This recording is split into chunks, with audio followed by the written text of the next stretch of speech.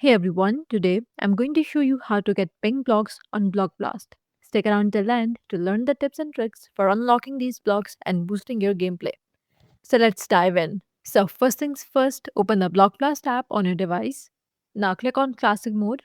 Once you start playing, go to the settings in the top right corner and then keep pressing the replay button until you see a layout with mostly red blocks. After this, play the game for about 20 seconds while the red blocks are on screen and make sure to record yourself playing during this time to capture the footage you will need for the next step.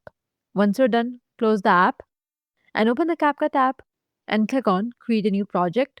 Then click on the video that you just recorded and then click on Add. Now tap on the video and select Adjust option. Here choose HSL.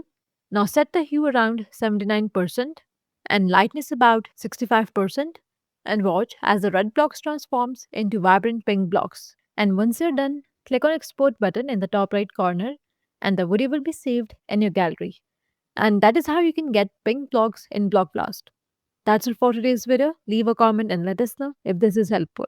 Thanks for watching.